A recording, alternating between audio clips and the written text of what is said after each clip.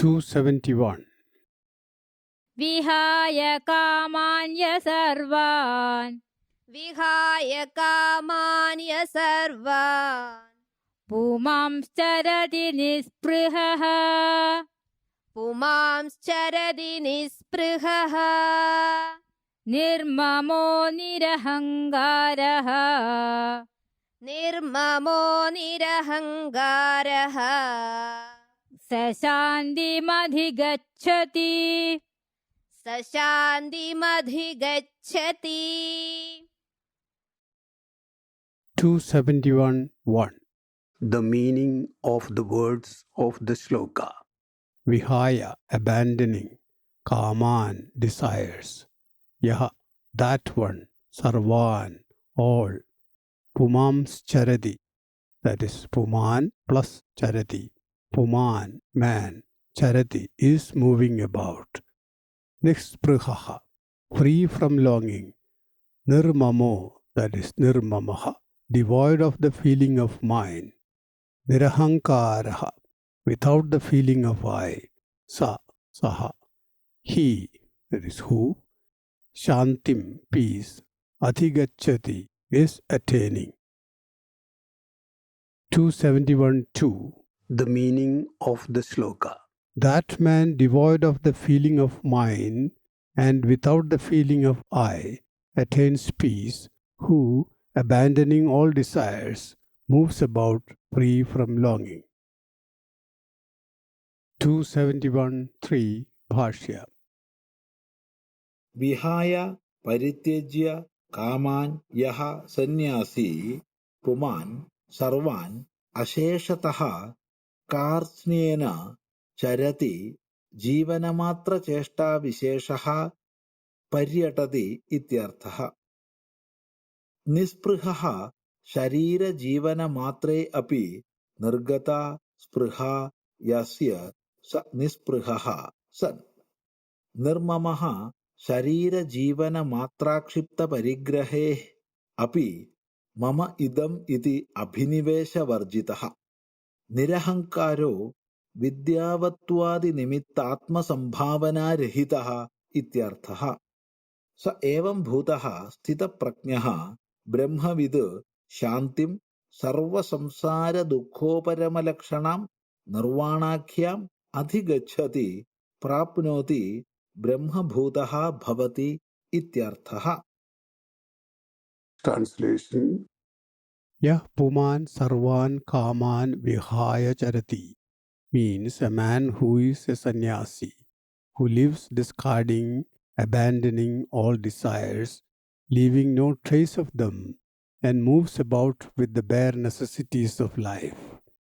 He is a nispraha, one who has no longing even for keeping his body alive, and a nirmamaha, one who has no feeling of ownership even for the things given for sustaining the body, and a nirahankaraha, one who has no pride on account of his learning, etc. Whoever is like this, that Sthitaprajnaha, the knower of Brahman, attains the ultimate peace or moksha, where all sorrows of the world withdraw. That is to say, he becomes one with the Brahman. 271.4 Explanation. Answering the query of Arjuna about the conduct of the Sthitaprajna, Bhagavan gives a list of his characteristics. He is summarizing them in this sloka. A Sthitaprajna would have discarded all his desires. Knowing that all desires are transitory, he would have overcome them with his discrimination. The Acharyas calling him a sannyasi is quite appropriate. He is a true renunciate. He may be a householder and may not be wearing the ochre robes usually worn by people initiated into sannyasa, but he has realized the worthlessness of desires. 271.5. He knows that desires are the creation of imagination. When we perceive a sense object, we may feel attracted to it. That attraction is not inherent in the object, but is due to our imagination. Therefore, the way to transcend desires is to control the imagination. There is a telling affirmation of this in Mahabharata, Shanti Parva 177:25. Kama janami te moolam sankalpat tvam hi jayase na tvam sankalpayishyami tena mena bhavishyasi. O desire, I know your origin. You originate from imagination. I will not imagine you. Therefore, you will not arise in me. 271.6. What about his daily necessities? He has no desire for them, but the bare essentials required for keeping his body alive would always be available to him. Without desiring anything to gratify his senses, without any feeling of duality, he lives. He has no attachment at all, not even to his body. He is totally free from longing, a nispraha. 271.7. He is also a nirmamaha, as he has no feeling of my or mine. He has no feeling of ownership to anything, not even to his bare essentials. It goes without saying that such a person is a nirahankaraha, never with a sense of ego. He has no feeling of I as the body-mind complex. If that feeling persists, the feeling of mind would not go away. I the rich, I the poor, I the lawyer, etc. would follow. Even the men of learning do not escape this ego. Instead of making them lose the identity with the body, their scholarship makes them feel proud of that. A sthita prajnaha is devoid of all that.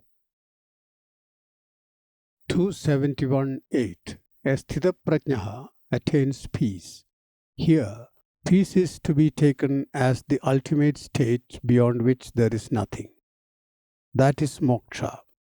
That is the state where all sorrows end and one attains one's own blissful form, Ananda Swarupa. This is the state celebrated in Shruti like Chandogya Upanishad 7.1.3, Tarati Chokam Atmavit. The knower of the self goes beyond sorrow. Mundaka Upanishad 3.2.9, Brahmavit Brahmaiva Bhavati. The knower of Brahman becomes Brahman itself. And Ishavasya Upanishad 7, Tatra ko moha ka shokaha. There, what delusion, what sorrow. This is the meaning of scriptures, the end of enquiry, the final destination. 271.9 Bhashya. Sa esha jnananishta stuyate. Translation. Such steadfastness in knowledge is being praised. 271.10 Explanation. Arjuna had asked for advice on achieving Shreyas, Sloka 275. But Bhagavan instructed him on Jnana-nishtha, the steadfast practice for attaining knowledge. Only with knowledge of the self can Shreyas be achieved. The practice of yoga was taught to raise Arjuna to that level. The objective of that is Jnana-nishtha. Therefore, Jnana-nishtha is praised at the end of this chapter.